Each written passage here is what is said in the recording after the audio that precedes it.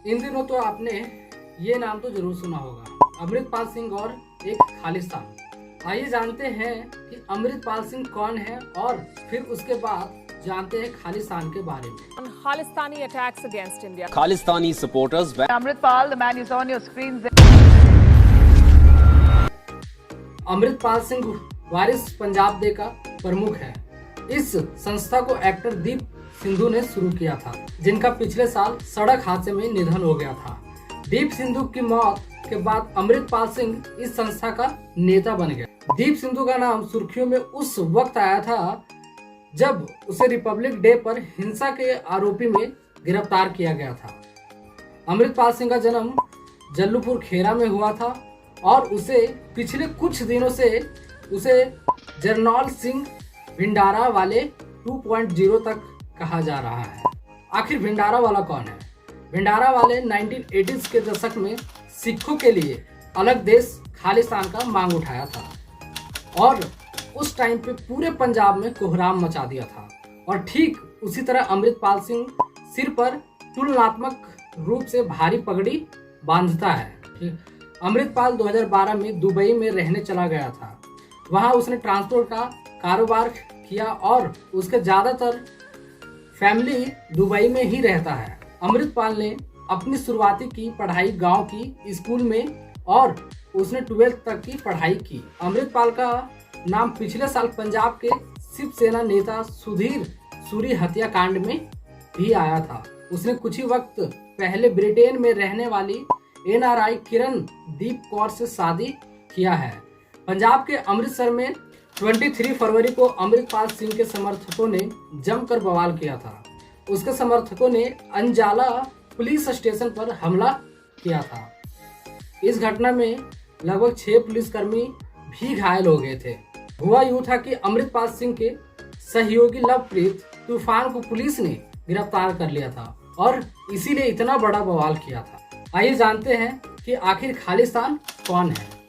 खालिस्तान मतलब खालसे की सरजमीन भारत के पंजाब राज्यों के सिख अलगाववादियों के दोबारा प्रस्ताव राष्ट्र की दिया गया नाम है। खालिस्तान के क्षेत्रीय दावे में मौजूदा भारतीय पंजाब, चंडीगढ़, हरियाणा, हिमाचल प्रदेश, दिल्ली और इसके अलावा उत्तर प्रदेश और उत्तराखंड और राज्यों का भी कुछ क्षेत्र इसमें शामिल है।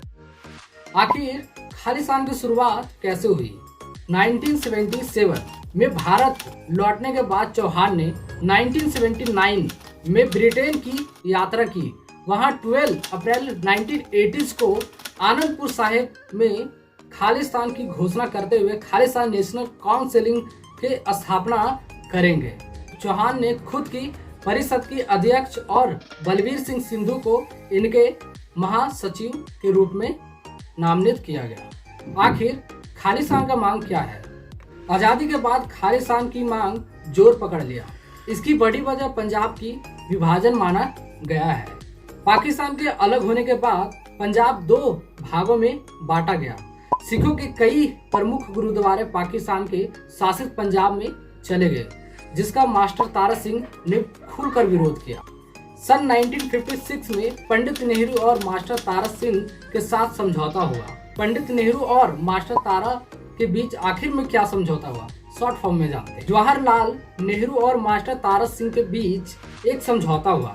इस समझौते के अनुसार अकाली दल कांग्रेस में शामिल हो गया। अकाली दल की कार्य समिति ने 30 सितंबर 1956 को घोषणा की दल पंछियों की शैक्षिक, धार्मिक, सांस्कृतिक और आर्थिक हितों की रक्षा, उनकी उन्नति पर ध्यान देगा।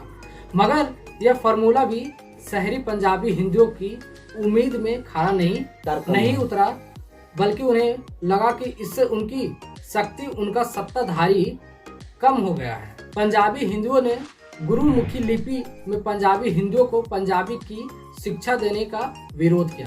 हालांकि उनका हिंदी बचाओ आंदोलन दिसंबर 1957 तक ठंडा पड़ गया था, लेकिन पंजाब के तत्कालीन मुख्यमंत्री प्रताप सिंह कौरों ने इसके परिणामों को आप लिए हैं। इसीलिए उन्होंने 15 सितंबर 1958 को क्षेत्रीय फॉर्मूला को लागू ही नहीं किया। मास्टर तारा सिंह ने पंजाबी सूबे की मांग दोबारा उठाई। उधर बंबई के महाराष्ट्र और गुजरात राज्यों के विभाजन ने इस मांग पर वैधता की मुहर लगा दी। आखिर खालिस्तान की खोज किसने किया? जगजीत सिंह चौहान 1929 4 अप्रैल 2007 खालिस्तान आंदोलन के संस्थापक थे, जिसने भारतीय उपमहाद्वीप के पंजाब क्षेत्र में एक स्वतंत्र सिख राज्य बनाने की मांग की थी। चौहान ने 12 अप्रैल 1980 को आनंदपुर साहिब में खालिस्तान परिषद की स्थापना की और इसके पहले संव्यूह अध्यक्ष बने। खालिस्तान की स्थापना कब हुई? 1971 में जगजीत सिंह ने न्यू यॉर्क टाइम्स में खालिस्तान आंदोलन के लिए फंडिंग की मांग करते हुए एक विज्ञापन भी दिया था। 1977 में जगजीत सिंह भारत लौटे और 1979 में फिर ब्रिटेन चले गए। वहां जाकर उन्होंने खालिस्तान नेशनल काउंसिल का स्थापना की। आखिर किस संकल्प ने खालिस्तान आंदोलन को मजबूत किया?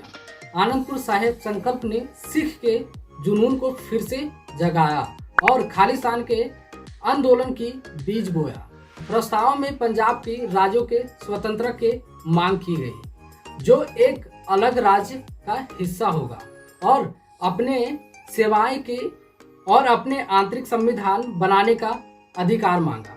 अगर आपको इस वीडियो से कुछ सीखने को मिला है तो चैनल को सब्सक्राइब कीजिए, लाइक कीजिए और शेयर कीजिए।